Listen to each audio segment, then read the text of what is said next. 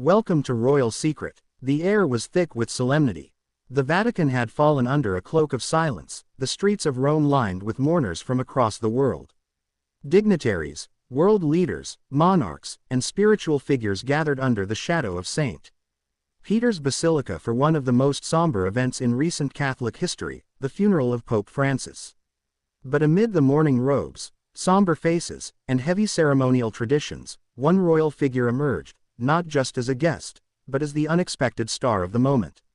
Queen Mary of Denmark, elegant, poised, and resplendent in timeless black, managed the impossible. In a sea of political power and spiritual gravitas, she stole the show. Her arrival at the Vatican drew gasps, not of shock, but admiration. Fashion photographers, normally constrained by the sacred dignity of such events, couldn't help but click their shutters. Vatican officials whispered. Even seasoned diplomats paused. Why? Because in a display that combined regal respect, diplomatic intelligence, and visual symbolism, Queen Mary delivered a message without uttering a single word, a masterclass in silent diplomacy. While many expected the more prominent Catholic queens, particularly Queen Letizia of Spain, to dominate the royal presence, it was Queen Mary who made headlines globally. Letizia, often known for her immaculate appearances and formal rigidity, followed protocol. But Queen Mary did more than follow. She led, she captivated, she redefined what it means to represent a modern monarchy in a traditional world. Let's dive into exactly what happened, why it stunned the world, and how Queen Mary's unexpected dominance at Pope Francis's funeral may have sparked silent, seething criticism towards Queen Letizia, and what it means for royal diplomacy in Europe going forward. A farewell like no other. The death of a pope and a gathering of monarchs. The death of a pope is always an extraordinary global event. But the passing of Pope Francis, the first Latin American pontiff and one of the most transformative figures in recent Catholic history, brought an unparalleled wave of grief and attention. From heads of state to humble pilgrims, the crowd at the Vatican was united in sorrow. Religious leaders from all denominations arrived. Monarchs from across Europe made their way to Rome, each representing centuries of intertwined history between throne and altar. Queen Mary of Denmark, newly ascended to her title after the abdication of Queen Margrethe II, had only recently stepped into the global spotlight as Denmark's first Australian-born queen. Many assumed her presence would be largely ceremonial, quiet, respectful, secondary. But they were wrong. Dressed in a custom black ensemble that was both deeply respectful and strikingly modern, Mary made a statement of balance, honoring the sacred traditions of the Vatican, while also embracing a contemporary, understated elegance that made her stand out effortlessly.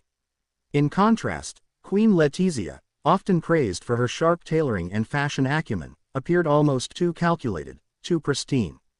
Her black veil, lace-trimmed mantilla, and formal expression read as textbook royalty. But as many Vatican commentators noted, it also read as detached. Rehearsed. The media picked up on it instantly. "She's trying too hard," murmured a Spanish royal insider. And then came the silent storm, the comparison. The side-by-side images went viral across Europe within hours. Social media lit up with thousands of posts comparing the two queens. "Queen Mary looks like she walked out of history, dignified, serene, and human," tweeted one Danish royal watcher. "Letizia is perfection, but cold. It's as if she's a mannequin for protocol," noted a Spanish fashion blogger. It was an unexpected reversal of roles. For over a decade, Queen Letizia has been considered one of Europe's most polished and professional queens. A former journalist, she is meticulous, intelligent, and always poised. But that same perfection may be what turned public sentiment against her at the Vatican. In contrast, Queen Mary, who has steadily risen in global favor thanks to her approachable personality, modern parenting style, and respectful use of symbolism, seemed real. Her subdued yet striking look was interpreted as genuine grief. She was not just a queen attending a funeral. She was a woman paying tribute to a man she admired. What few people saw, and what Vatican aides quietly confirmed to several international outlets, was that Queen Mary went off script. After the official ceremony, while most dignitaries followed the tight itinerary, Mary quietly requested to spend a few moments alone in the basilica. Not for a photo, not for a headline, just to pray. No media cameras caught it. It wasn't staged. But word spread quickly among Vatican insiders. One staffer described it as deeply moving. Another said, "It was the first time I saw a royal speak to the Pope's spirit, not the ceremony." Meanwhile, Queen Letizia reportedly remained firmly within protocol. She greeted cardinals. She nodded. She stayed on cue. And suddenly, the headlines shifted. Queen Mary steals hearts at Vatican. The Queen who cried. Denmark's Mary pays quiet tribute. A tale of two queens. Emotion versus etiquette. Even tabloids joined in, with glossy covers showing side-by-side shots of the two royals, one with softened eyes and a warm expression, the other with icy precision. Inside the Spanish royal palace, sources hinted that Queen Letizia was less than pleased with the media coverage. She is aware of how the images played out, one palace aide reportedly told El Confidencial. There is some frustration that Queen Mary's very minor breach of protocol was rewarded with public adoration. Letizia's team may be fuming silently, but there's little they can do. The public has already made up its mind. But what exactly made Queen Mary's appearance so powerful? What message did she send? And why does it matter now? In the coming sections, we'll unpack how Queen Mary's Vatican moment has not only reshaped her image globally, but may also shift alliances within Europe's royal elite. We'll explore how Mary's subtle fashion and behavior echoed key Catholic values, the symbolism of her gesture, and what it meant for Denmark's image. Why Queen Letizia's critics are now louder than ever, and whether this moment could signal a quiet rivalry between the two queens. But more importantly, could Queen Mary's new spotlight position her as the most beloved queen in Europe? As Europe's political elite and global clergy bowed their heads in mourning, it wasn't just Queen Mary's elegance that captivated audiences, it was her understanding of the moment. In a place steeped in millennia-old tradition, where even a raised eyebrow can be interpreted as political dissent, Queen Mary navigated the sacred and diplomatic tightrope with astonishing precision. While many royal watchers initially saw her presence at the funeral as symbolic, a respectful nod from a small northern monarchy, what unfolded instead was a textbook example of modern soft power. Queen Mary knew the weight of the moment. This wasn't just a funeral. It was an audition for future global influence. Letizia followed protocol. Mary understood the mood. In silence, in sorrow, and in serenity, Queen Mary signaled what kind of queen she intends to be. Let's break down exactly how she did it. The outfit that spoke louder than words. When royalty attends a papal funeral, dress code isn't just formality, it's diplomacy. Black is expected. A veil or mantilla is encouraged for Catholic queens. Jewelry must be subtle. Every choice is a statement of allegiance, humility, and history. But Queen Mary, raised Protestant, not Catholic, arrived with an elegant black boat-neck coat dress, tailored to perfection. She wore a minimalist black pillbox hat with a light veil, not a traditional mantilla, but a modern homage. Her jewelry, a single pair of pearl drop earrings, echoing mourning traditions dating back centuries. It was respectful, but more than that, it was strategic.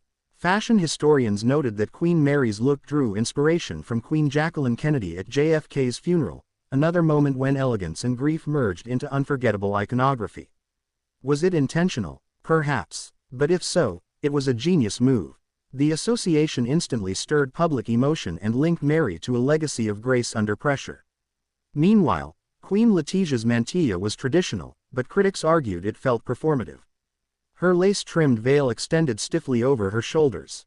Some Vatican observers whispered that it felt more like a coronation robe than mourning attire. Once again, the message was clear. Mary embraced the sacred. Letizia embraced the ceremonial. A queen of the people, how Mary won hearts beyond the Vatican walls. What happened outside the Vatican gates was perhaps even more telling. As Queen Mary exited the basilica, she broke with strict royal protocol, not by speech, but by presence. She stepped briefly to the crowd gathered behind the barricades. One Italian woman sobbed quietly. Another clutched a rosary. Mary paused, nodded her head in quiet acknowledgement. A smile flickered. Not too long, not too wide. Just human. That moment exploded on social media.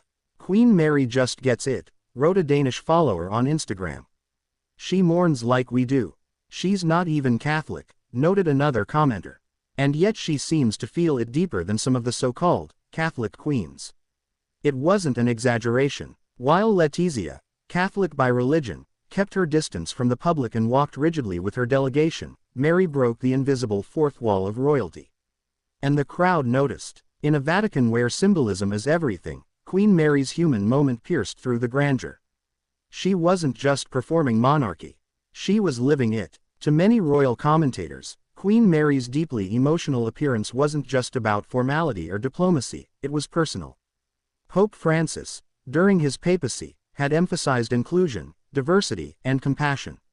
Many believe his message resonated deeply with Queen Mary, whose personal journey, from Tasmania to the Danish throne, embodies multiculturalism and global dialogue. Moreover, Pope Francis had met Queen Mary several times during international events focused on climate change and refugee support. The pontiff once reportedly praised her work with Mary Fondin, her foundation focused on vulnerable women and children. In short, their values aligned. And Queen Mary, never one to overstate emotion, may have been mourning not just a global leader, but a personal inspiration. In contrast, Queen Letizia's connection to the Pope, though more religious, was never portrayed as personal.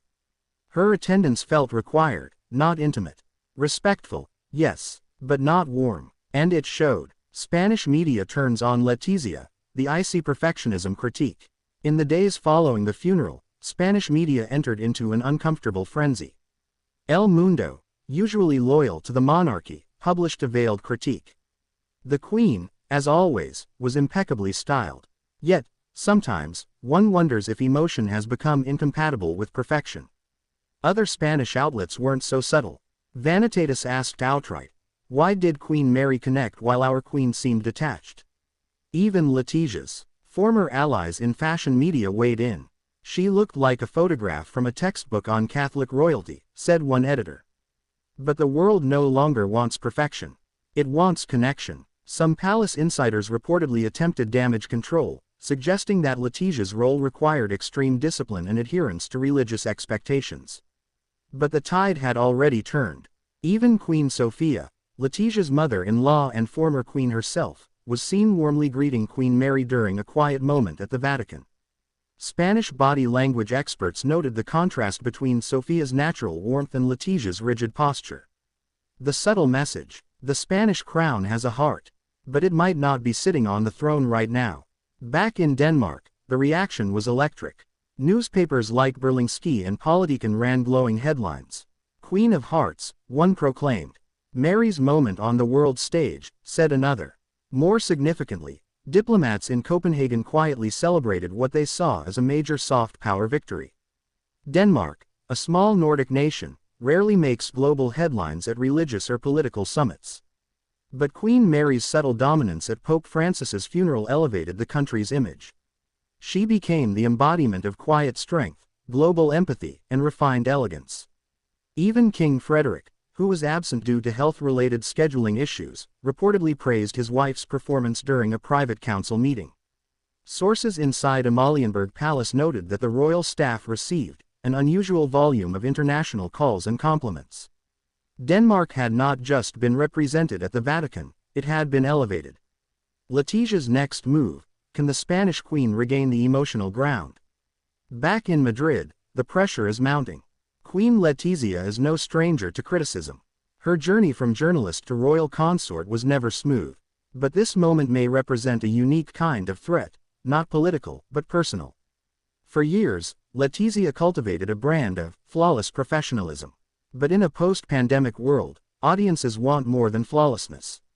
They want authenticity. And right now, Queen Mary has it. So what's Letizia's next move? Some speculate she'll embrace a more informal public image in coming months, perhaps through charity visits or interviews. Others suggest she may double down on ceremony to retain her elite brand. But one thing is certain: the shadow of Mary's Vatican appearance will loom large over Letizia's public life for months, if not years, to come. And in the world of royal diplomacy, public perception is power. Thanks for watching, and please don't forget to subscribe.